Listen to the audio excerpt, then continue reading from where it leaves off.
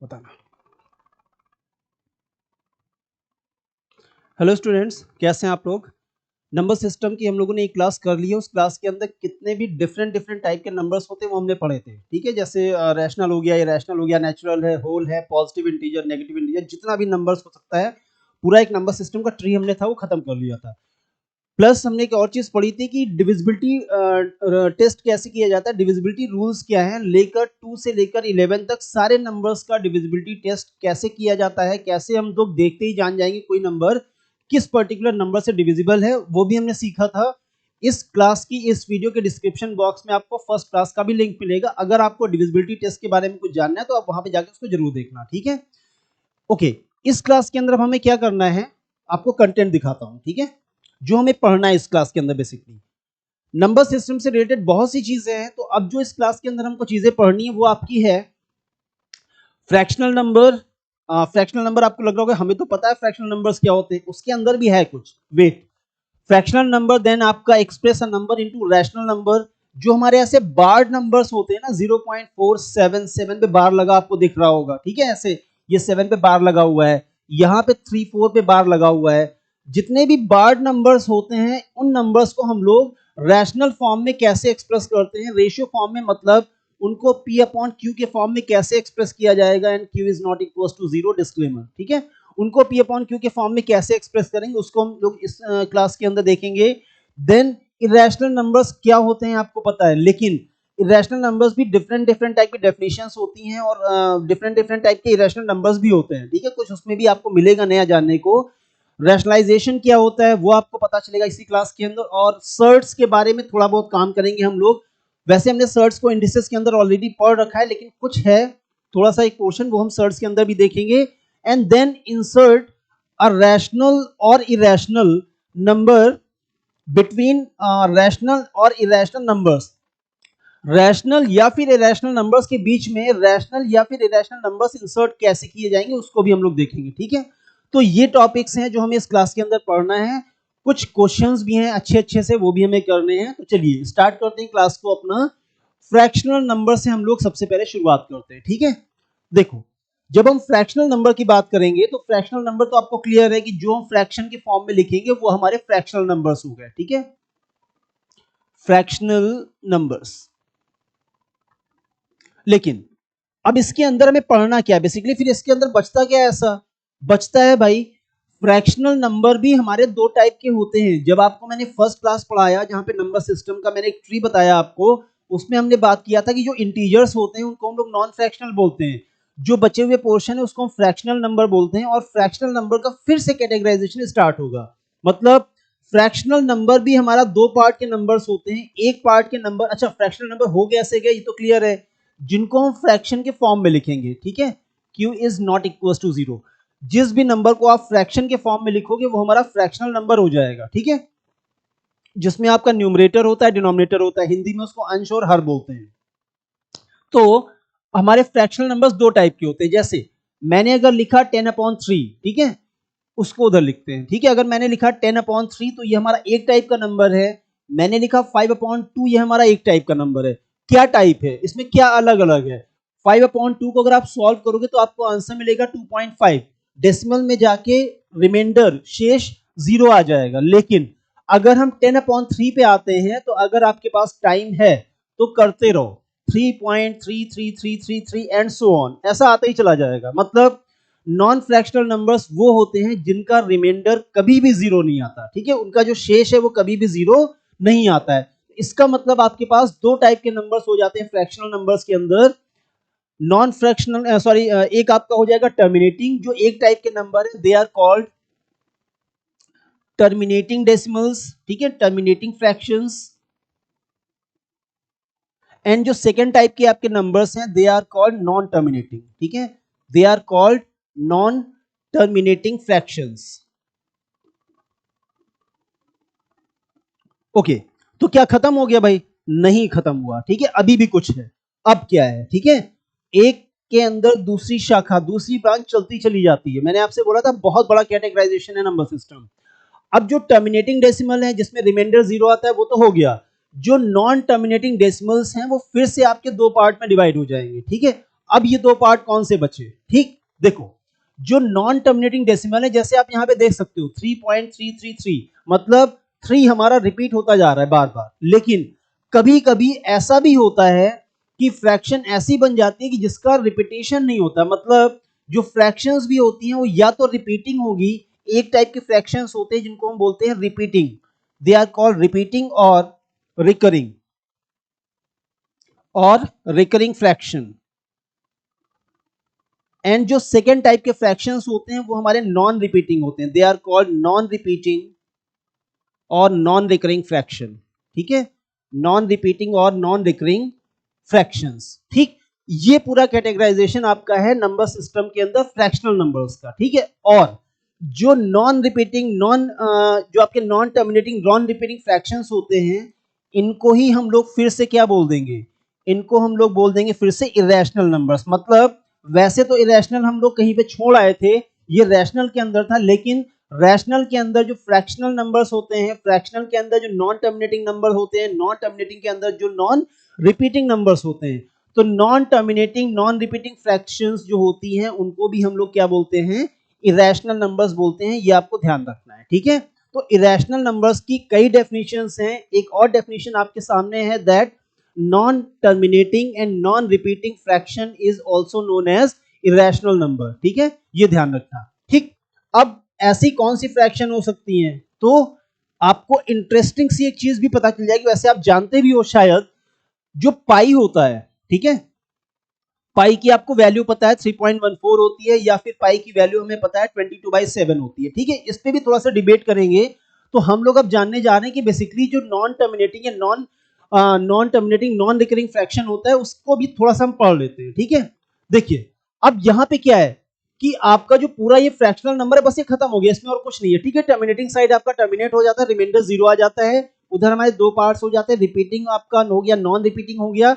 अब non repeating के अंदर हम थोड़ा सा काम करने वाले हैं। ठीक है, थोड़ा सा उसके बारे में भी हम बात कर लेते हैं, फिर आगे बढ़ते हैं। तो अभी हम लोग बात करने जा रहे हैं नॉन रिपीटिंग फ्रैक्शंस के बारे में, नॉन रिपीटिंग फ्रैक्शंस। ठीक, देखिए अब नॉन रिपीटिंग फ्रैक्शंस के लिए आपको एक बहुत छोटा सा मैं एक इंटरेस्टिंग सा प्रैक्टिकल बताता हूं, आप करके देखना। ठीक है, कोई भी सर्कल आप ले लो। ठीक है, कोई भी सर्कल जो होता है, देखिए कोई भी सर्कल हमने लिया और उसका डायमीटर, ठीक है, डायमीटर तो ठीक है, क्या होता है सबको पता ही है कि सर्कल के सेंटर से पास होता हुआ एक ऐसा लाइन सेगमेंट जो सर्कल को दो पॉइंट्स पे टच करते, वो आपका डायमीटर हो गया। मतलब किसी भी सर्कल को ले लो और उसका डायमीटर ले लो, तो किसी भी सर्कल का जो सरकमफेरेंस है, अब सरकमफेरेंस की जैसे हम बात करेंगे तो तुरंत आप 2πr पे पहुंच जाओगे, मत पहुंचो। ठीक है, कोई फॉर्मूला मत लगाओ, एक थ्रेड ले लो और उसको इसके चारों तरफ आप ऐसे लपेट दो। ठीक है, उस थ्रेड को इस सर्कल के चारों तरफ ऐसे आप लपेट दीजिए, आप चूड़ी ले लो, कड़ा ले लो, और उसके बाद उसको स्केल पे रख के आप नाप दो। इससे क्या होगा, इस सर्कल का सरकमफ्रेंस आपका निकल आएगा बिना किसी फॉर्मूले के। ठीक है, इसके बाद क्या करना है, किसी भी सर्कल के सरकमफ्रेंस को, ठीक है,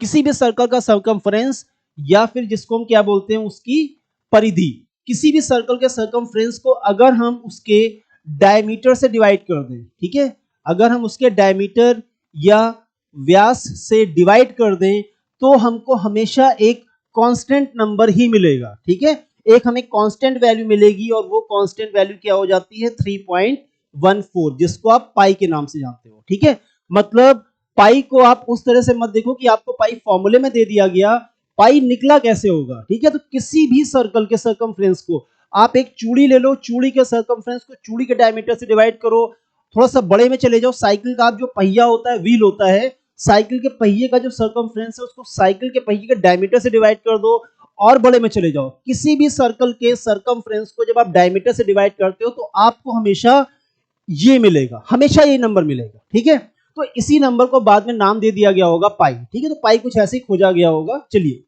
तो ये भी एक फ्रैक्शन ही तो है, मतलब एक ऐसी फ्रैक्शन है जो ना तो टर्मिनेट होगी ना तो डिवाइड होगी, मतलब ना तो उसमें रिमाइंडर 0 आएगा। ठीक है, और ना ही आपका कोई पैटर्न बनेगा। मतलब सरकमफ्रेंस अपॉन डायमीटर एक ऐसा फ्रैक्शन है जिसका ना तो कभी अंत होता है ना ही कोई उसमें कॉम्बिनेशन बनेगा। मतलब मैंने लिखा 1.41614, 416134। तो यहाँ पे जाके आपका वो रिपीट हो रहा है ना, लेकिन सरकमफ्रेंस अपॉन डायमीटर एक ऐसा नंबर बनता है जो आज तक टर्मिनेट ही नहीं हुआ। मतलब पाई एक बहुत डिफरेंट नंबर है। पाई को आप लिखते जाओ, आप कमरे की दीवारों पे लिखते जाओ, उसके बाहर निकल जाओ, उसकी वैल्यू आती ही चली जाएगी 3.14 एंड पता नहीं क्या क्या, लेकिन कभी भी पैटर्न नहीं बनेगा। मतलब ये एक डिफरेंट टाइप के फ्रैक्शन है। इसीलिए मैंने बोला कि जो हमारे non terminating and non recurring fraction होते हैं उनको हम क्या बोलते हैं, इरेशनल। ठीक है, सो पाई जो होता है बेसिकली 3.14 नहीं, 3.14 तो उसकी वैल्यू है, ठीक। तो सरकमफ्रेंस अपॉन डायमीटर एक ऐसा फ्रैक्शन है जो आपका नॉन टर्मिनेटिंग भी है और आपका नॉन रिकरिंग भी है, और वो एक कांस्टेंट नंबर जनरेट करता है जो 3.14 के आसपास आता है, जिसको हमने क्या नाम दे रखा है, पाई। ठीक है, एंड जो 22/7 है वो बेसिकली पाई की वैल्यू नहीं है। आप ऐसे करते हो कि एक ऐसी फ्रैक्शन आपने ढूंढ रखा है जो 3.14 के इक्विवेलेंट है, मतलब पाई के इक्विवेलेंट है। ठीक है, तो ये सारी चीजें हैं। तो आपको अब एक ऐसी फ्रैक्शन पता है जो हमारी नॉन टर्मिनेटिंग भी और आपकी नॉन रिकरिंग भी है, और इसको क्या बोलते हैं, हम लोग बोलते हैं पाई, या फिर इसको हम बोलते हैं इरेशनल नंबर। ठीक है, बेसिकली जो पाई होता है इसका एक और नाम भी होता है, ये आपका होता है, this is called transcendental numbers. ठीक है, this is called transcendental numbers. ठीक है, होता तो ये इरेशनल ही है, लेकिन पाई को एक ट्रांसीडेंटल नंबर होता है, ऐसे मैंने नॉलेज के लिए बता दिया, इसको हटा दो। ठीक है, चलो। तो आपने सीखा कि जो फ्रैक्शनल नंबर्स होते हैं वो भी दो पार्ट्स में होते हैं, फिर नॉन टर्मिनेटिंग आगे जाता है, एंड जो नॉन रिकरिंग नॉन रिपीटिंग होता है वो क्या हो जाता है, इरेशनल। तो इरेशनल की सेकंड डेफिनेशन अब आपके पास हो गई। एक डेफिनेशन आपके पास क्या है कि जो रैशनल नहीं है वो इरेशनल है। सेकंड डेफिनेशन हमारी यहां से कि ऐसी फ्रैक्शंस जो हमारे non terminating and non recurring हैं उनको भी हम क्या बोलते हैं, इरेशनल ही बोलते हैं। ठीक है, चलिए, तो अब हमें वहां से क्या क्या पढ़ना है। सबसे पहले हमने फ्रैक्शनल नंबर्स पे बात कर ली। अब एक इंपॉर्टेंट चीज है जो एग्जाम्स में पूछी भी जाती है, ठीक है, अक्सर, उसको बात करते हैं। जितने भी बार्ड नंबर्स होते हैं वो सारे रैशनल नंबर होते हैं। सबसे पहले तो आप इसको जान लो, जितने भी बार्ड नंबर्स होते हैं, जैसे यहाँ पे 7 पे बार लगा हुआ है, लिखा हुआ है 0.47, ठीक है, तो बड़ा लिख देता हूं, ये नंबर लिखा हुआ है 0.134, 34 पे बार है। जितने भी बार्ड नंबर्स होते हैं वो सारे हमारे कैसे नंबर्स होते हैं, इरेशनल नंबर्स होते हैं, सॉरी रैशनल नंबर्स होते हैं। ठीक, तो हमें जल्दी से सीख लेना है कि इसको फ्रैक्शन के फॉर्म में कैसे हम कन्वर्ट करें। ठीक है, तो मैं एक ही स्क्रीन के अंदर एक ही पेज पे मैं आपको दोनों चीजें समझाता हूं जल्दी से, 0.47 एंड 0.134। ठीक है, देखिए 0.47 7 पे बार है, एंड देन हमारा 0.134 पे बार है। ठीक है, हमें इनको P अपॉन Q के फॉर्म में, एक फ्रैक्शन के फॉर्म में कन्वर्ट करना है। ठीक, तो जैसे इसको करेंगे वैसे आप कोई भी नंबर जिसके ऊपर बार लगा हुआ है, चाहे वो 1 पर हो, 2 पर हो, 3 पर हो, चाहे जित पर हो, आप उसको रैशनल फॉर्म में कन्वर्ट कर लोगे। ठीक है, कैसे करते हैं देखो, सबसे पहले हम क्या करेंगे, इसको x के इक्वल लेट कर लेंगे। ठीक है, चाहे वो आपका सिंगल हो चाहे डबल हो, मैं साथ में दोनों करके दिखाता हूं। अब आपको ध्यान देना, अगर हमारा 1 पे बार है तो हमें 10 से मल्टीप्लाई करना है, अगर 2 पे बार है तो हमें 100 से मल्टीप्लाई करना है, अगर हमें 3 पे बार है तो हमें 1000 से मल्टीप्लाई करना, और ऐसे चलता जाएगा। जितने नंबर ऑफ डिजिट्स पे बार होगा 10, 100, 1000 उसी हिसाब से हम मल्टीप्लाई करोगे दोनों तरफ। मतलब यहां पर दोनों तरफ मल्टीप्लाई किससे होगा, 10 से। तो जब 10 से मल्टीप्लाई इस साइड करेंगे तो डेसिमल एक प्लेस खिसक जाएगा, मतलब ये हो जाएगा 4.7। अब एक छोटी सी चीज आपको ध्यान देनी है, आपको ध्यान देना है कि यहां पे डेसिमल के बाद जितने नंबर ऑफ डिजिट्स हैं 2 है ना, तो नीचे भी आपको उतने ही नंबर ऑफ डिजिट्स कंप्लीट करने हैं। तो कैसे करोगे, जो रिपीट हो रहा है उसको आप यहां पे लिख के बार लगा दो। ठीक है, 0.47 का मतलब क्या है, 0.47 बार का मतलब है 0.4777 डॉट डॉट डॉट। ठीक है, जितना चाहे उतना 7 लिखो। तो हमें क्या करना है, जितने भी नंबर ऑफ डिजिट्स पहले वाले लाइन के अंदर हैं, हमें उतने नंबर ऑफ डिजिट्स ही नीचे वाले हम कंप्लीट करने हैं। तो कैसे कंप्लीट करेंगे, जो पोर्शन रिपीट हो रहा है उसको हम अपनी तरफ से एक बार और बढ़ा देंगे। ठीक है, 47 बार। ठीक, तो डेसिमल हमारा यहां पे आया था 10 के मल्टीप्लाई करने की वजह से, हमने एक 7 बार और बढ़ा दिया। क्यों बढ़ा दिया, क्योंकि ऊपर हमारे नंबर ऑफ डेसिमल प्लेसेस के बाद 2 हैं, तो नीचे भी हमने जो डेसिमल प्लेस के बाद नंबर्स हैं वो 2 कर दिए। सो ये बन गया इक्वेशन नंबर 1 और ये बन गया इक्वेशन नंबर 2। इधर भी जल्दी से करते हैं। ठीक है, इधर किससे मल्टीप्लाई होगा, 100 से, क्योंकि 2 पे बार है, तो ये आपका हो जाएगा 100x, उधर 100 से मल्टीप्लाई होगा तो ये 2 प्लेस आपका इधर खिसक जाएगा, ठीक है, कूद के पहुंच जाएगा। तो जहां पे जब ये आएगा तो ये कितना हो जाएगा 13.4। लेकिन अब यहाँ पे जो नंबर ऑफ प्लेस हैं, डेसिमल डिजिट्स हैं प्लेस के बाद, वो कितने हैं 3। नीचे भी आपको 3 कन्वर्ट करने हैं, 3 आपको एडजस्ट करने। कैसे करोगे? जो रिपीट हो रहा है उसको आप यहाँ पे फिर से लिख दोगे, ठीक है। तो ये ध्यान रखना है, जो पोर्शन रिपीट होता है उसको हम चाहे कितनी बार लिख सकते हैं। तो हमें ये श्योर करना है जितने डिजिट्स आपके ऊपर वाली लाइन में हैं उतने ही डिजिट्स हमें नीचे वाली लाइन में कंप्लीट करने हैं। देन ये आपका बन जाएगा इक्वेशन नंबर 1 और ये बन गया इक्वेशन नंबर 2। और बस अब हमें क्या करना है, इक्वेशन 2 माइनस इक्वेशन 1, ठीक है, कर दो इधर। तो ये हो गया 10x is equal to 4.77 bar, x is equal to 0.47 bar और माइनस, ठीक है, इसको माइनस कर देंगे। 7 माइनस 7 0, 7 माइनस 4 3, यहाँ पे आ जाएगा 4 और इधर आ जाएगा आपका 9। मतलब x is equal to 4.30 divided by 9, decimal हटा दिया तो ये हमारा कितना हो गया 430 डिवाइडेड बाय 900। एक आपने कैंसिल कर दिया। अगर रिड्यूस हो रहा है तो ठीक है, नहीं हो रहा है तो आपका x की वैल्यू कितनी आ गई 43 divided by 90 which is equivalent to 0.47 bar, ठीक है, क्योंकि आपने वही x की वैल्यू मानी थी। मतलब 0.47 बार जो है उसको 43/90 फ्रैक्शन के फॉर्म में लिख सकते हैं, ठीक है।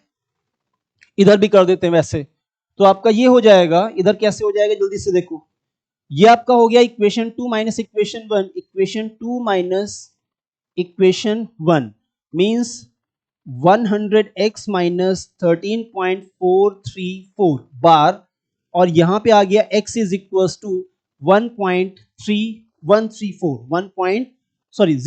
ठीक है 0.134 बार। ये तो पूरा कैंसिल हो गया, तो यहाँ पे 4 माइनस 1 हो गया 3, 13 आपका यहाँ पे आ गया। ये कितना हो गया 99x माइनस करने पे, तो x हमारा आ गया कितना 13.3 डिवाइडेड बाय 99, ठीक है, 13.3 divided by 99 which is equal to 133 divided by 990। अगर रिड्यूस हो सकता है तो कर देंगे। 33617 नहीं हो रहा है, 7 से भी नहीं होगा, ठीक है, नहीं हो रहा है, ठीक है। तो आपका जो नंबर था 0.134 एंड 34 पे बार, अगर उसको हम फ्रैक्शन के फॉर्म में करेंगे तो 133 डिवाइडेड बाय 990 ऐसे आपको मिल जाएगा, ठीक है। तो कोई भी आपका जो बार्ड नंबर होता है उसको हम लोग फ्रैक्शन के फॉर्म में कैसे कन्वर्ट करते हैं वो तरीका आपको मैंने बताया। एक डिजिट पे बार होगा तो दोनों तरफ 10 से मल्टीप्लाई, 2 डिजिट पे बार होगा तो 100, 3 पे 1000 एंड सो ऑन, ठीक है। तो ध्यान रखना है कि जो भी आपके बार्ड नंबर होते हैं सारे रैशनल नंबर होते हैं, दैट मींस हम उनको फ्रैक्शन के फॉर्म में रिप्रेजेंट कर सकते हैं, ठीक है। कैलकुलेटर पे अगर इसको आप चेक भी करोगे ना तो 0.134343434 डॉट डॉट डॉट ऐसे आपको मिलेगा, ठीक है, आंसर चेक हो जाएगा। चलिए ये हो गया आपका, ठीक है, फ्रैक्शनल नंबर हो गया, express a number into rational form हो गया। इरेशनल नंबर हम लोगों ने ऑलरेडी पढ़ रखा है, ठीक है, मैंने आपको बताया जो इरेशनल नंबर्स होते हैं इनकी बहुत सी डेफिनेशन होती है। तो अभी अभी हमने जो सीखी एक डेफिनेशन कि जो नॉन टर्मिनेटिंग, ठीक है, इरेशनल नंबर्स के लिए हमने क्या सीखा, जो हमारा non terminating and non recurring, ठीक है, नॉन रिकरिंग, ठीक है, नॉन टर्मिनेटिंग एंड और नॉन रिकरिंग जो फ्रैक्शंस होती हैं they are called irrational. Then हमारे जो इरेशनल नंबर्स होते हैं अगर हम सर्ट्स के फॉर्म में देखें, ठीक है, सर्ट्स को मैंने क्या बताया था, जो अनसॉल्व्ड रूट्स होते हैं, ऐसे नंबर जिनका स्क्वायर नहीं बनता, जैसे 49 को हम 7 into 7 लिख सकते हैं तो अलग बात है, 64 को हम 8 into 8 लिख सकते हैं तो अलग बात। लेकिन ऐसा नंबर जो किन्हीं भी दो नंबर्स का प्रोडक्ट नहीं हो सकता है उस पर रूट लगा दो, ठीक है, आपका वो इरेशनल बन जाएगा। सेकंड डेफिनेशन हो जाएगी, जिन नंबर्स को p अपॉन q के फॉर्म में एक्सप्रेस नहीं कर सकते वो इरेशनल होते हैं। तो इरेशनल की इस तरह से बहुत सी डेफिनेशन है, ठीक है। ऐसे रूट्स जिनका आंसर नहीं आता है वो सारे आपके नंबर्स क्या हो जाएंगे, इरेशनल नंबर्स हो जाएंगे, ठीक है। चलिए रैशनलाइजेशन क्या होता है, ठीक है, रैशनलाइजेशन होता क्या और उसको करते कैसे, दोनों चीजें जल्दी सीखेंगे। रैशनलाइजेशन होता है making of an irrational number to rational, किसी भी इरेशनल नंबर को रैशनल फॉर्म में कन्वर्ट करने को हम लोग क्या बोलते हैं, रैशनलाइजेशन, ठीक है। तो रैशनलाइजेशन आपका एक बहुत इंपॉर्टेंट टर्म है, किसी भी क्वेश्चन को सॉल्व करने में यूज होता है अक्सर, ठीक है। तो किसी भी इरेशनल नंबर को रैशनल बनाएं और उसकी वैल्यू भी चेंज ना हो, तो ये जो प्रोसेस कही जाती है इसको हम लोग बोलते हैं रैशनलाइजेशन, ठीक है। कैसे करते हैं देखिए, तो बेसिकली रैशनलाइजेशन के लिए अब आपको यहां पे बताने जा रहा हूं, हम लोग देखने जा रहे हैं रैशनलाइजेशन, ऑजेशन, ठीक है। देखो कैसे किसी भी इरेशनल को हम लोग रैशनल बनाते हैं।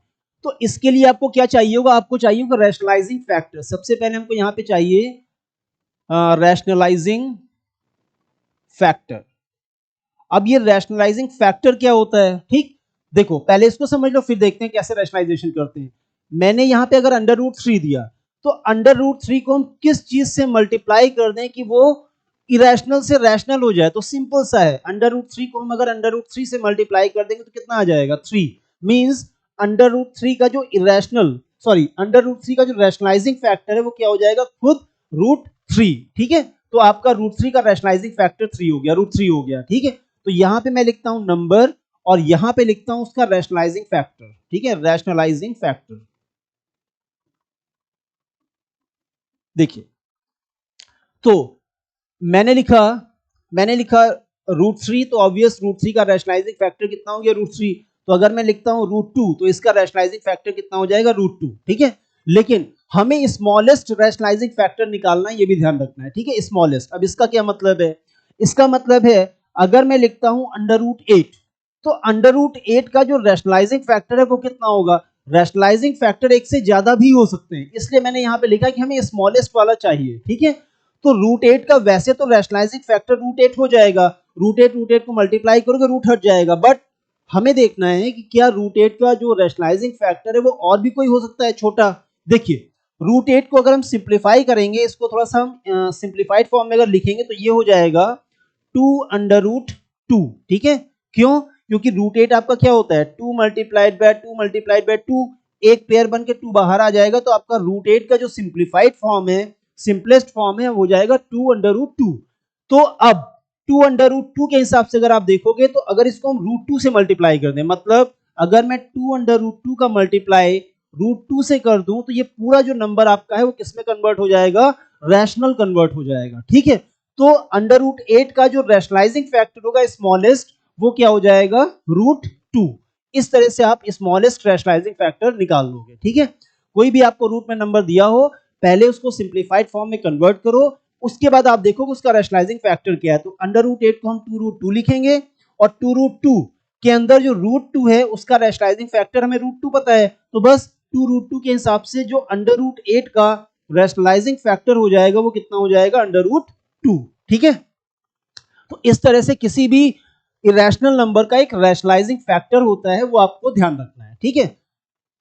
चलिए अच्छा, अगर फ्रैक्शन के फॉर्म, सॉरी प्लस माइनस के फॉर्म में, मतलब अगर लिखा हुआ है 5 माइनस अंडर रूट 2, तो 5 माइनस अंडर रूट 2 का जो रैशनलाइजिंग फैक्टर होगा वो हो जाएगा 5 प्लस अंडर रूट 2, ये भी ध्यान रखना, ठीक है। रूट 2 का तो रैशनलाइजिंग फैक्टर रूट 2 हो जाता है, लेकिन अगर 5 माइनस रूट 2 है तो 5 माइनस रूट 2 का rationalising factor 5 plus root 2, 5 plus root 2 का जो रैशनलाइजिंग फैक्टर है वो क्या हो जाएगा, 5 माइनस रूट 2, ठीक है। इसको कॉन्जुगेट बोलते हैं, ठीक। इस तरह से आप लोग किसी भी इरेशनल नंबर का रैशनलाइजिंग फैक्टर निकाल सकते हो, ठीक है। ध्यान रखना, ये भी हमारा इरेशनल है, ये भी हमारा इरेशनल है, और दोनों एक दूसरे के क्या है, रैशनलाइजिंग फैक्टर है, ठीक। अब हम लोग देखते हैं कि रैशनलाइजेशन किया कैसे जाता है, ठीक है। ध्यान रखना है, रैशनलाइजेशन करने का ये मतलब नहीं कि हम खाली उसको इरेशनल से रैशनल बना दे उस नंबर को, उसकी वैल्यू भी चेंज नहीं होनी चाहिए, ठीक है। यहां पे मैंने लिखा अगर सपोज 1 अपॉन अंडर रूट 2, ठीक। तो अगर हमें यहां पे, अच्छा हम रैशनलाइजेशन करते किसका है ये भी समझ लो। रैशनलाइजेशन बेसिकली हम लोग हमेशा करते हैं रैशनलाइजेशन ऑफ डिनोमिनेटर, ठीक है, रैशनलाइजेशन ऑफ डिनोमिनेटर। कभी भी किसी क्वेश्चन को सिंप्लीफाई करने के लिए उसका जो डिनोमिनेटर है उसको रैशनलाइज किया जाता है, अगर वो इरेशनल है तो यहां पे जैसे 1 अपॉन रूट 2, न्यूमरेटर तो रैशनल है, बट जो आपका डिनोमिनेटर है वो क्या है, इरेशनल। तो डिनोमिनेटर को हम रैशनलाइज कैसे करेंगे, ऊपर नीचे उसका जो रैशनलाइजिंग फैक्टर है उससे आप मल्टीप्लाई कर दोगे, ठीक है।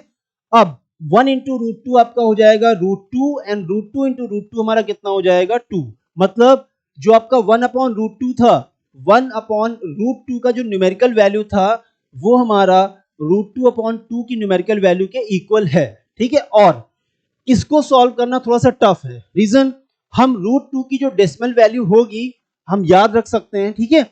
उससे अगर हम 1 को डिवाइड करेंगे तो हमें थोड़ा प्रॉब्लम आएगी, लेकिन अगर हम √2 की डेसिमल वैल्यू को 2 से डिवाइड करेंगे तो हमें इजी हो जाएगा। तो इसलिए हमेशा हम जब रैशनलाइजेशन करते हैं वो किसका करते हैं, डिनोमिनेटर का, ठीक है। तो तरीका आपके सामने है, रैशनलाइजिंग फैक्टर से ऊपर नीचे मल्टीप्लाई किया, √2 इंटू 1 √2 हो गया, एंड √2 इंटू √2 2 हो जाएगा। तो 1/√2 की इक्विवेलेंट वैल्यू कितनी है, √2/2, ठीक है। चलिए एक और करते हैं क्वेश्चन। मैंने यहाँ पे सपोज लिखा 3 डिवाइडेड बाय 2√3, ठीक है। इसको हमें रैशनलाइज करना है, लेकिन सिर्फ डिनोमिनेटर को। तो यहाँ पे डिनोमिनेटर में मल्टीप्लाई है तो हमें क्या करना है, √3, तो ऊपर नीचे हम √3 का मल्टीप्लाई कर देंगे ऐसे, ठीक।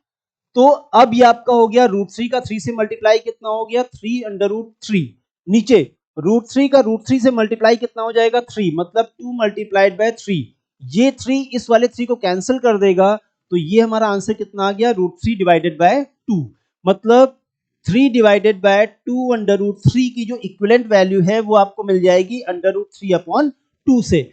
इसको सॉल्व करना थोड़ा टफ है, लेकिन एक बार जब आपका डिनोमिनेटर रैशनलाइज हो गया तो √3 की जो भी डेसिमल वैल्यू होगी वो हमें याद रखनी चाहिए, उसको हम 2 से डिवाइड कर देंगे, ठीक है। जैसे अगर मैं आपको बता दूं कि √3 की जो डेसिमल वैल्यू होती है 1.732 होती है, ठीक है। अब इसको अगर आपको सॉल्व करना होता तो आप ऐसे ही तो करते, 3 डिवाइडेड बाय 2 मल्टीप्लाइड बाय 1.732, ठीक है। देखो ये कितना आपको मुश्किल पड़ता, ठीक, क्योंकि अब इसको पहले मल्टीप्लाई करो, फिर उस डेसिमल वैल्यू से आपको 3 को डिवाइड करना पड़ेगा, जबकि यहां पे क्या करना है आपको, 1.732 को हमें 2 से डिवाइड कर देना है। तो जो आंसर आपको यहां पे मिलने वाला है वो आपको सीधे यहां पे मिल जाएगा। तो ये आपका हो जाएगा 0, 2 8 जा 16, 1 3, 2 6 जा 12 एंड 2 6 जा 12, ठीक है, 0.866। यहां से आपको 0.866 पाने में थोड़ा सा प्रॉब्लम आएगी, ठीक है। तो रैशनलाइजेशन बेसिकली हम लोग किसी भी नंबर को आराम से बहुत ही इजी वे में सॉल्व करने के लिए यूज करते हैं। और हमेशा हम लोग रैशनलाइजेशन किसका करते हैं, नॉर्मली डिनोमिनेटर का। कभी कभी हमें न्यूमरेटर का भी करना पड़ता है, वो सिचुएशन के अकॉर्डिंग, ठीक है। तो इस तरह से हम लोग रैशनलाइजेशन करते हैं, ठीक है। अभी और आगे बढ़ेंगे इसमें, एक चीज अभी और बतानी है। देखिए अब ये तो हो गए मल्टीप्लाई वाले नंबर। कभी कभी आपका नंबर ऐसे होता है जैसे 1/3 माइनस √2। अब 1/3 माइनस √2 की आपको वैल्यू बतानी है, ठीक है।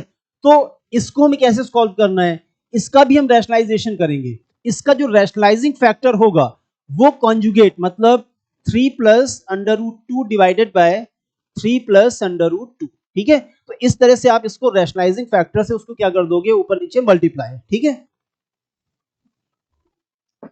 ऊपर नीचे मल्टीप्लाई करने से होता क्या है, बेसिकली उसकी न्यूमेरिकल वैल्यू चेंज नहीं होती है, ठीक। देखिए इसका 1 से मल्टीप्लाई किया तो 3 प्लस √2 तो वही आ जाएगा, a minus b, a plus b, मतलब ये हमारा हो गया a square minus b square, ठीक है, a square minus b square. तो ये कितना आ जाएगा, 3 प्लस √2 डिवाइडेड बाय 3 आपका हो जाएगा 9, माइनस √2 का स्क्वायर हो जाएगा 2। तो ये हमारा आ गया 3 प्लस √2 डिवाइडेड बाय 7, ठीक। तो इसकी न्यूमेरिकल वैल्यू आपको यहां पे निकालना थोड़ा टफ है, लेकिन यहां पे अगर हम √2 की वैल्यू निकाल के उसमें 3 ऐड कर दें और उसके बाद उसको 7 से डिवाइड कर दें तो कंपैरेटिवली यहां से यहां में आसान पड़ेगा, ठीक है। इस तरह से हम लोग क्या करते हैं, रैशनलाइजेशन करते हैं और उसके थ्रू जो टफ कैलकुलेशन होते हैं उसको इजी वे में सॉल्व करते हैं, ठीक है। अभी एक एग्जांपल दूंगा आपको, बहुत अच्छे से आपको समझ में आ जाएगा, ठीक है। चलिए तो सर्ट्स और ये हम लोग आगे पढ़ेंगे, हम थोड़े से क्वेश्चन कर लेते हैं पहले जो हमने पढ़ा है उसके हिसाब से, ठीक है, फिर हम आगे बढ़ते हैं। देखिए अब यहां पे आपका है √2 इज इक्वल टू 1.414, ठीक है। और हमें फाइंड करना है वैल्यूज ऑफ √2, √50, √72 प्लस √98। √2 की आपको वैल्यू दी गई है और आपको इन सबको सॉल्व करके और उसकी डेसिमल वैल्यू निकालनी है, ठीक है। कैसे निकालेंगे, देखिए हमें क्या करना है, इसको सिंप्लीफाइड फॉर्म में पहले सॉल्व करना है, ठीक है, कन्वर्ट कर लेना है। सो √8 को हम लिख सकते हैं 4 into 2 प्लस √50 अंडर रूट 50 को हम लिख सकते हैं 25 इंटू 2 प्लस अंडर रूट 72 इसको हम लिख सकते हैं 36 मल्टीप्लाइड बाय 2। ठीक है, मतलब आप प्राइम फैक्टराइजेशन भी कर सकते हो, प्लस अंडर रूट 98 ये आपका हो जाएगा 49 मल्टीप्लाइड बाय 2। ठीक है, इस तरह से आपको परफेक्ट स्क्वायर की अगर वैल्यूज याद होगी तो आप तुरंत कर पाओगे।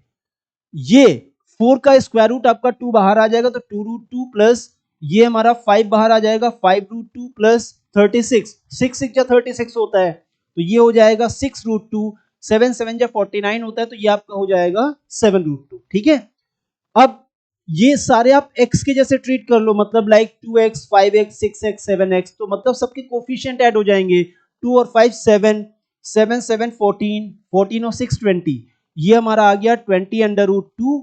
और अंडर रूट 2 की यहाँ पे तो वैल्यू गिवन है लेकिन हमें अंडर रूट 2 और अंडर रूट 3 की वैल्यू याद रखनी चाहिए। ठीक है, तो ये आपका हो जाएगा 1.414, बस आंसर आ जाएगा 214 टाइम्स 28 214 टाइम्स 28 और 3 डेसिमल प्लेस, ये हमारा आंसर आ गया। ठीक है, तो 28.28। ठीक, ये आपको आंसर मिल जाएगा। ठीक है, तो इस तरह से आपको जो भी सर्ट्स हैं, ठीक है, ध्यान रखना ये सारे सर्ट्स हैं, वैसे तो हमें भी सर्ट्स पढ़ना है, हम ऑलरेडी सर्ट्स को पढ़ चुके हैं इंडिसेस वाली क्लास में। सर्ट्स वो नंबर्स होते हैं जिनके ऊपर से रूट का साइन नहीं हट सकता, उनको हम सर्ट्स बोलते हैं। ठीक है, ध्यान रखना सारे इरेशनल नंबर सर्ट्स नहीं होते हैं, बट सारे सर्ट्स इरेशनल नंबर होते हैं। जैसे मतलब इस स्टेटमेंट को मैं ऐसे भी समझाता हूं, अगर मैं पूछता हूं 3.14 या 3.14 की बात नहीं करते, ठीक है, मैंने पूछा पाई, पाई इरेशनल है, यस पाई हमारा इरेशनल है, बट पाई सर्ट नहीं है। ठीक है, तो ध्यान रखना है जो इरेशनल होते हैं वो सर्ट्स होते हैं, सॉरी जो इरेशनल होते हैं वो सर्ट्स हो भी सकते हैं नहीं भी हो सकते हैं। ठीक है, तो हम ये नहीं कहेंगे सारे इरेशनल सर्ट्स होते हैं।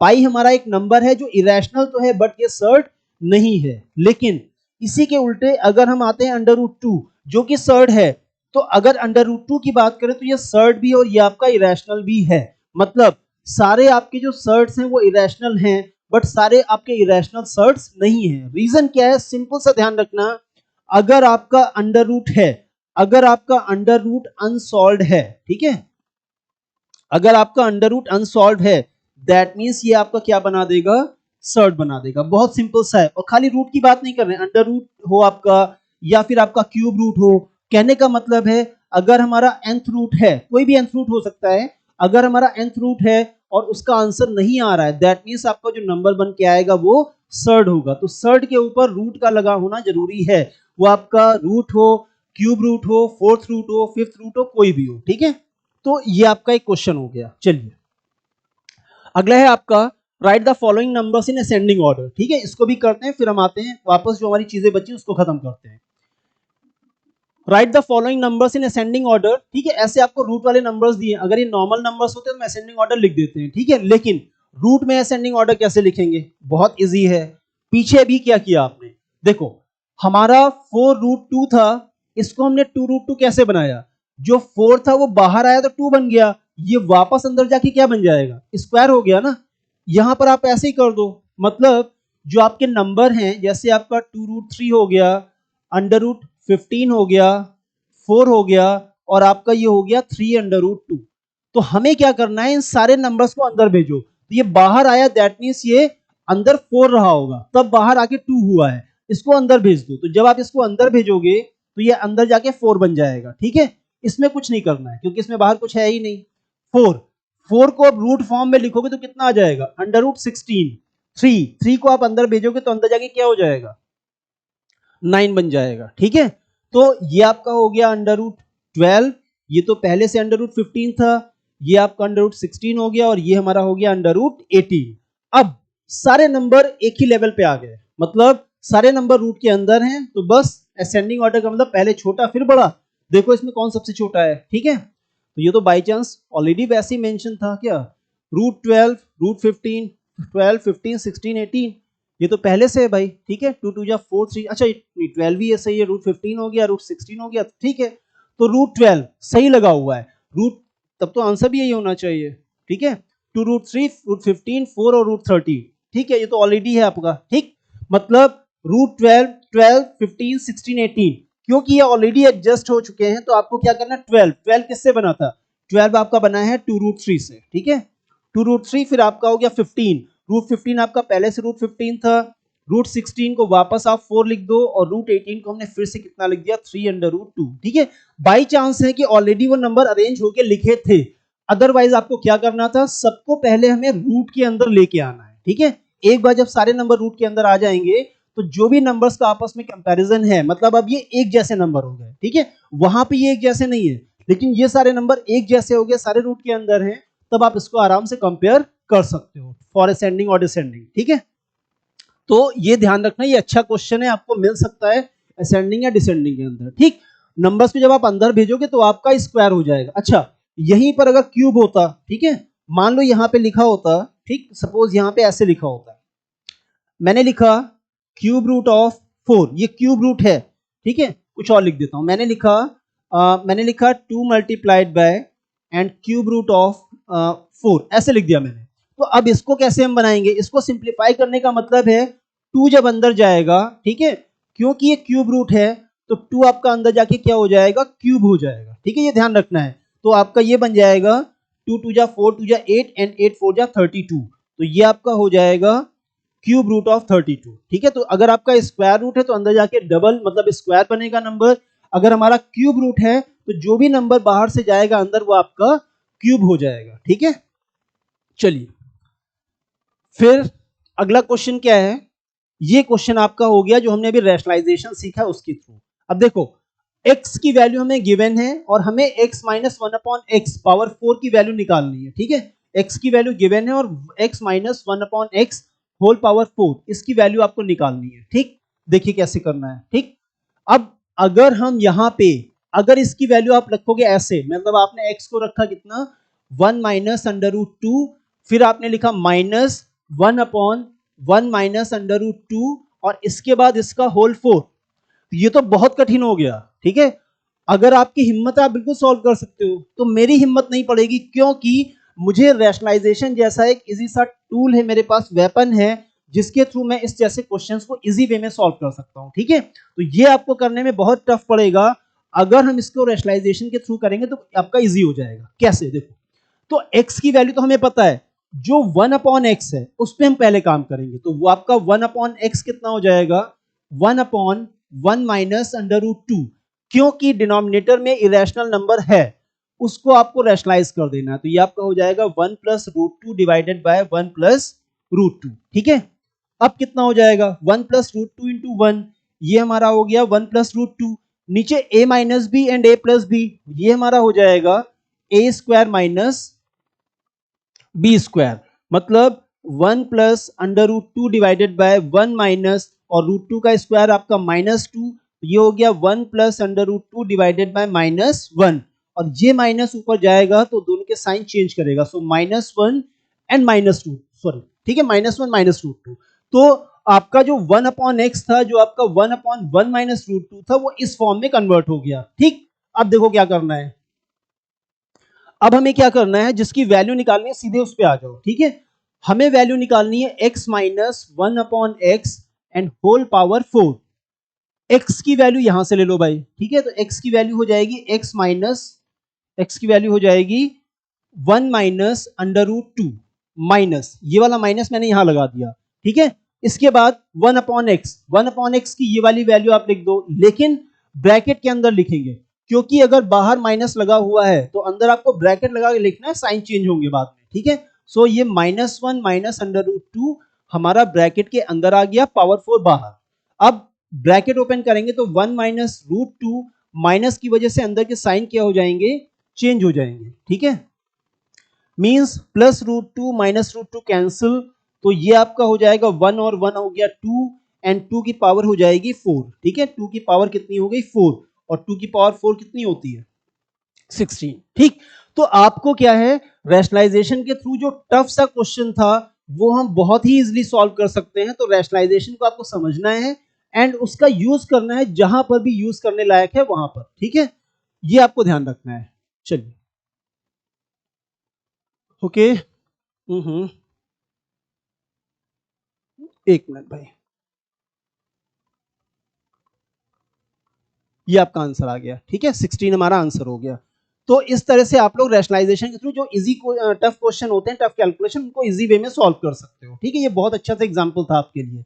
ओके, देन आगे हमें करना है फैक्टर हो गया, ठीक है। उधर हमने छोड़ा क्या है उसको जल्दी से बात करते हैं, ठीक है। सर्ट्स, सर्ट्स मैंने आपको बता दिया, जितने भी अनसॉल्व रूट्स होते हैं उन सबको हम सर्ट्स बोलते हैं, ठीक है। अनसॉल्व रूट्स का मतलब क्या है, वो रूट्स जिनको हम सॉल्व नहीं कर सकते, ठीक है, उन सबको हम सर्ट्स बोलते हैं। ध्यान रखना कौन कौन से रूट्स हम सॉल्व नहीं कर सकते हैं। मैं अगर लिखता हूं अंडर रूट 25, ये तो 5 आ जाएगा ना, सो ये सर्ड नहीं है। लेकिन अगर मैं लिखता हूं अंडर रूट 3, ये सर्ड है हमारा, ठीक है, इसको हम सॉल्व नहीं कर पाएंगे, ठीक है। मैं अगर लिखता हूं, सपोज मैंने लिखा क्यूब रूट ऑफ 27, ये तो सॉल्व हो जाएगा, ये आपका 3 आ जाएगा, 3 इंटू 3 इंटू 3, ठीक। तो क्यूब रूट ऑफ 27 तो आपका 3 हो गया। लेकिन अगर मैं लिखता हूं क्यूब रूट ऑफ 4, ऐसा कोई नंबर नहीं है जिसका क्यूब करने पे 4 आता है, तो ये सॉल्व नहीं होगा।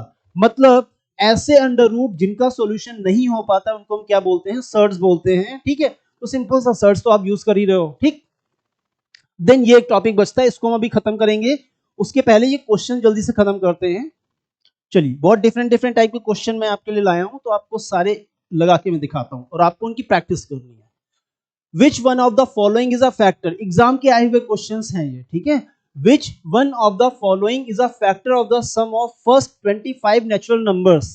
यहां पर भी आपके लिए एक चीज है, हमारे पास एक फॉर्मूला है, sum of first n number of natural number, sum of first n natural numbers. अगर हमें पहले n नेचुरल नंबर्स का सम निकालना है तो हमारे पास एक फॉर्मूला है, n multiplied by n plus 1 divided by 2, ठीक है। तो जितने भी आपके नेचुरल नंबर्स हैं 1 से शुरू होते हैं ना, 1 2 3 4, पहले n नेचुरल नंबर्स का सम इस फॉर्मूले से निकल आएगा, ठीक। इन्होंने बोला है इन चार में कौन आपका पहले जो 5 नेचुरल नंबर्स है, 525 नेचुरल नंबर्स, उनका फैक्टर है।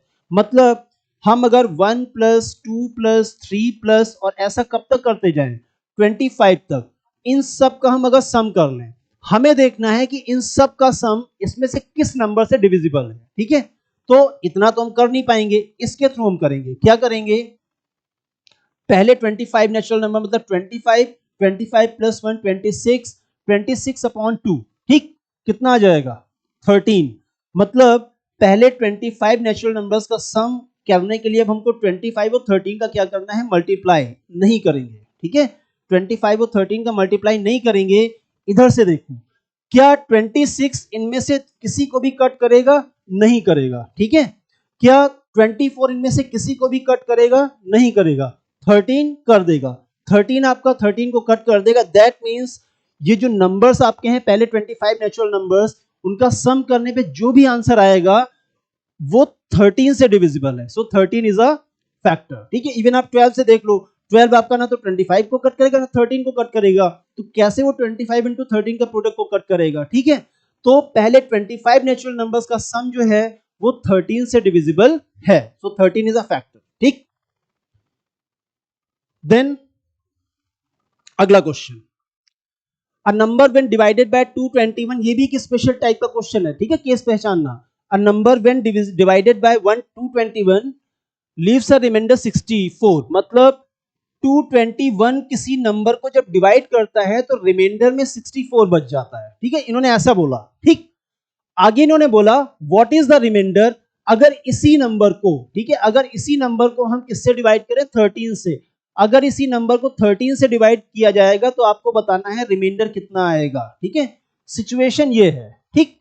तो ध्यान से समझ लो, अगर आप सेम नंबर को दो अलग अलग नंबर से डिवाइड करते हो, रिमाइंडर निकालना है, ठीक है। इससे डिवाइड करने पे आप तो रिमाइंडर पा रहे हो, 13 से इस नंबर को कैसे डिवाइड करें और क्या रिमाइंडर आएगा, तो हमें x को निकालना पड़ेगा। नहीं, बिना x को निकाले भी आप ये कर सकते हो। कैसे करना है, आपको चेक करना है क्या 13 221 को डिवाइड करेगा, देख लो एक बार, ठीक है। तो 13 से अगर हम 221 को डिवाइड करते हैं तो 13 1 जा 13, 7 इधर 2 उधर 9 1, ठीक है। 13 7 जा आपका हो गया 91, मतलब 13 हमारा 221 को डिवाइड करता है। अगर 13 221 को डिवाइड करता है तो इसका मतलब 13 64 को जब डिवाइड करेगा और जो भी रिमाइंडर आएगा, ठीक है, 13 3 जा 39, 13 4 जा 52, 5 पे 65 हो जाएगा, ठीक है, ये आपका आंसर आ जाएगा। ठीक, तो सिचुएशन ध्यान रखना, अगर सेम नंबर को दो अलग अलग नंबर से डिवाइड करने पर रिमाइंडर निकालना है तो हमें क्या करना है, उनके जो डिवाइजर्स हैं उनमें रिमाइंडर निकाल दो, सॉरी इसके जो डिवाइजर है उससे रिमाइंडर का आप रिमाइंडर निकाल दो। ठीक है, तो 13 से 64 का अगर आप रिमाइंडर निकालते हो दैट मींस जो 13 64 को रिमाइंडर देगा वही रिमाइंडर हमारा 13 से x को डिवाइड करने पे आएगा, लेकिन आपका 13 इसको डिवाइड करता हुआ होना चाहिए तभी ये रूल काम करेगा। ठीक है, तो आपका आंसर आ जाएगा 12। ठीक, then the product of two numbers is 45, दो नंबर्स का जो प्रोडक्ट है वो 45 है एंड देयर डिफरेंस इज 4। ठीक है, दो नंबर्स, एक नंबर हमारा x हो गया, एक नंबर y हो गया, उनका प्रोडक्ट 45 है, मतलब x multiplied by y is equals to 45। ठीक है, एंड उनका जो डिफरेंस है वो 4 है, x minus y is equals to 4, ये दो चीजें आपको गिवन है। ठीक है, product 45, difference 4, the sum of the square of the two number, हमें जो निकालना है वो है आपका x square plus y square की वैल्यू। ठीक, तो वैसे तो हम इसको एक लेंदी वे में भी निकाल सकते हैं, लेकिन हमें चाहिए शॉर्ट ट्रिक। फैक्टराइजेशन के अंदर या फिर एक्सपेंशन के अंदर हम लोग बहुत से फॉर्मूले पढ़ते हैं, तो आपको देखना है क्या यहाँ पे कोई फॉर्मूला उसमें से काम करता है, करता है। कौन सा formula, x minus y whole square is equals to x square plus y square minus 2xy। ठीक है, हमें दो नंबर्स का डिफरेंस पता है, हमें दो नंबर्स का प्रोडक्ट पता है, हमें उनके स्क्वायर्स का सम निकालना है। ठीक है, मतलब हमें ये निकालना है, तो बस सारी वैल्यूज आप सब्स्टिट्यूट कर दो। x माइनस वाई में हम 4 सब्स्टिट्यूट करते हैं। ठीक है, तो ये हो गया एक्स स्क्वायर, ठीक है 4 का square, x square plus y square हमको निकालना है, इसको कुछ नहीं करेंगे, और एक्स वाई में आप एक्स वाई की वैल्यू 45 सब्स्टिट्यूट कर दो, ये कितना हो गया 90, और इस 90 को उधर शिफ्ट कर दो, मतलब आपका हो गया x square plus y square, 90 उधर जाएगा प्लस में आएगा, इधर ऑलरेडी आपका 16, तो 16 प्लस 90 मतलब हमारा आ गया x square plus y square is equal to 90 100 106।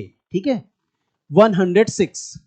तो फैक्टराइजेशन या एक्सपेंशन के अंदर जो फॉर्मूले पढ़े उनको आप अच्छे से समझ के रखोगे। ठीक है, हम भी किसी क्लास में उसको एक बार अच्छे से सारे फॉर्मूले रिवाइज कर लेंगे, बट तब तक आपके लिए ये क्वेश्चन है। ठीक है, देन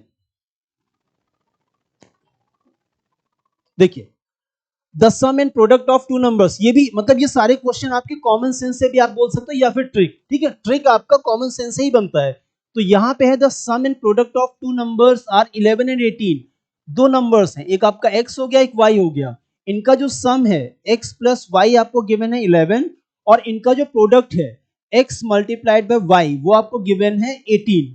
हमसे बोला गया है the sum of their reciprocal, हमें 1 upon x plus 1 upon y इसकी वैल्यू निकालने को बोला गया है। ठीक है, कैसे करेंगे देखो, 1 upon x plus 1 upon y, आप इसका एलसीएम ले लोगे एक्स वाई, इसको जब सॉल्व करेंगे x और x कैंसिल हो गया ना, y का y से हो गया y इंटू 1 और आपका ये हो गया x इंटू 1 x, मतलब 1 upon x plus 1 upon y की वैल्यू हम लोग y plus x upon x y से भी निकाल सकते हैं। ठीक है, तो बस हो गया, आपको तो पता ही है y प्लस एक्स कितना गिवन है 11 गिवन है, तो यहाँ पे हमने रख दिया 11, और एक्स वाई हमें गिवन है 18, यहाँ पे हमने रख दिया 18 और आपको मिल गया आंसर। ठीक है, 11 अपॉन 18, सो बी आपका आंसर हो जाएगा। तो इस तरह से ट्रिक भी है, या फिर आप अगर ध्यान से देखो तो उसी में आपकी ट्रिक्स निकल भी आएंगी। ठीक है, चलिए, और एक पोर्शन और हमारा छोटा सा बचा है, इसको भी हम खत्म कर देते और आज की क्लास खत्म। ये भी इंपॉर्टेंट है, इसको देख लेना। ठीक, बस 5 मिनट के अंदर आपकी क्लास से खत्म है। ठीक है, देखिए हमारा यहाँ पे पोर्शन बचा हुआ है एक, हमें इरेशनल या फिर रैशनल नंबर्स के बीच में इरेशनल या इरेशनल नंबर्स कैलकुलेट करने हैं। ठीक है, कैसे, बहुत इजी सा है। उसके पहले आपको दो छोटे छोटे टॉपिक समझने हैं। एक आपका है परफेक्ट स्क्वायर, ठीक है, पहला टॉपिक आपका है परफेक्ट स्क्वायर, एंड एक आपका छोटा सा टॉपिक इसी का जो उल्टा बना वो बन गया नॉन परफेक्ट स्क्वायर। ठीक है, अगर आप perfect square and non perfect squares को समझते हो तो किन्हीं भी दो नंबर्स के बीच में, चाहे वो रैशनल हो या फिर इरेशनल हो, उनके बीच में रैशनल या इरेशनल आप आराम से ऐड कर सकते हो या फिर सब्स्टिट्यूट कर सकते हो। ठीक है, निकाल सकते हो। परफेक्ट स्क्वायर का मतलब क्या है, 49 हमारा परफेक्ट स्क्वायर है। ठीक है, 64 हमारा परफेक्ट स्क्वायर है, 100 हमारा परफेक्ट स्क्वायर है, मतलब कोई भी नंबर जो दो नंबर्स के सेम नंबर्स के प्रोडक्ट से बनता है वो परफेक्ट स्क्वायर है।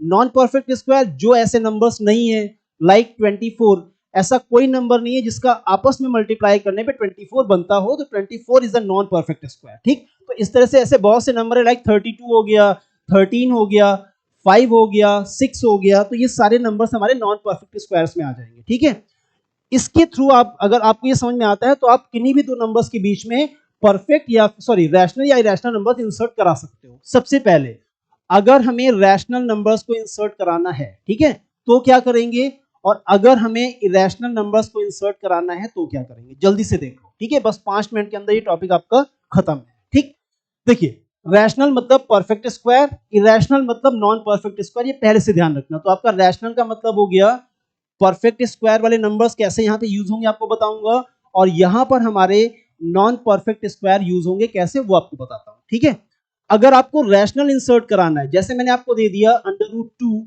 और आपको एक दे दिया √3, ये दोनों आपके इरेशनल नंबर्स हैं, और इनके बीच में हमें क्या इंसर्ट कराना है, रैशनल नंबर्स। तरीका क्या है, पहले आप दोनों का स्क्वायर कर दोगे, तो √2 का स्क्वायर हो जाएगा 2, √3 का स्क्वायर हो जाएगा 3। ठीक है, इसके बाद हमें क्या करना है, क्योंकि इन दोनों के बीच में रैशनल नंबर्स इंसर्ट कराने हैं, दैट मींस हमें परफेक्ट स्क्वायर नंबर्स चाहिए। ठीक, अब 2 और 3 के बीच के जो परफेक्ट स्क्वायर नंबर है, मतलब डेसिमल नंबर्स में होंगे, आपको ध्यान रखना है। ठीक है, तो थोड़े से नंबर्स आपको हिट एंड ट्रायल से ध्यान रखने ही पड़ेंगे। जैसे आपका एक नंबर है 2.56, ये सॉरी 2.56, देन आपका एक नंबर है 2.89, ऐसे बहुत से नंबर्स हैं। तो अगर आप स्क्वायर्स याद कर लोगे तो आपको ऐसे नंबर्स निकालने में आसान हो जाएगा। ठीक है, ये जो नंबर्स हैं वो आपके परफेक्ट स्क्वायर नंबर है। इसके बाद सबके ऊपर रूट लगा दो, इस पे रूट लग गया, 2.56 पे रूट लग गया, आपका 2.89 पे रूट लग गया, और आपका √3। अब क्या होगा, √2 आपका अंडर रूट के अंदर रह जाएगा। ठीक है, वो बाहर नहीं आएगा। ठीक, वो बंद हो गया। √3 भी हमारा रूट के बाहर नहीं आ पाएगा, लेकिन 2.56 आपका 1.6 का स्क्वायर रूट होता है, तो वो बाहर आ गया। अगर वो सॉल्व हो गया, दैट मींस ये हमारा रैशनल हो गया। ठीक है, देन 2.89 हमारा 1.7 का स्क्वायर होता है, दैट मींस वो भी आपका सॉल्व हो गया। तो अगर हमें इरेशनल नंबर्स के बीच में रैशनल नंबर इंसर्ट कराने, दैट मींस हमें क्या चाहिए, परफेक्ट स्क्वायर चाहिए। तो बस यहाँ पे हमें क्या करना है, नंबर ले लिया हमने, √2 ले लिया और आपका √3 हो गया। इसके बीच में अगर हमें इरेशनल नंबर चाहिए, दैट मींस हमें ऐसे नंबर्स चाहिए होंगे जिनका स्क्वायर नहीं निकलता है। ठीक है, तो ये तो बहुत इजी हो जाएगा। इसका स्क्वायर करोगे 2 आ जाएगा, √3 का स्क्वायर कितना हो गया, 3। अब ऐसे तो बहुत से नंबर्स हैं। ठीक है, आप 2.1 ले लो, आप 2.2 ले लो, बहुत से नंबर्स हैं, बस ध्यान रखना ऐसे नंबर्स नहीं होने चाहिए। ठीक है, और इसके बाद वापस सबके ऊपर रूट लगा दो। ठीक है, 2.1 हो गया, आपका 2.2 हो गया, एंड 3 हो गया। अब सॉरी 3 पे भी रूट लग जाएगा।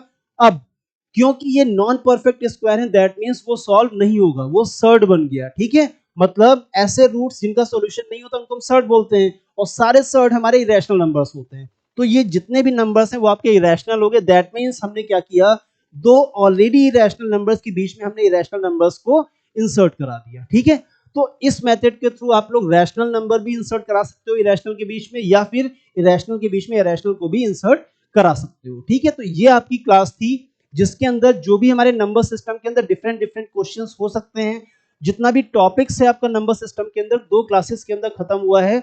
आपको पहली क्लास का लिंक मिल जाएगा इस वीडियो के डिस्क्रिप्शन, वहां से आप पहली क्लास भी देख सकते हो, प्लस सेकंड क्लास के अंदर जो भी चीजें मैंने आपको बताई उनको आपको प्रैक्टिस करना है। और अगर कोई आपका डाउट है तो आपको कमेंट सेक्शन में लिख के भी पूछना है। ठीक है, तो वीडियो को लाइक करना है, शेयर करना नहीं भूलना है, और चैनल को सब्सक्राइब भी करना है, और जुड़े रहना है मेरे साथ। Thanks for watching, bye bye and take care.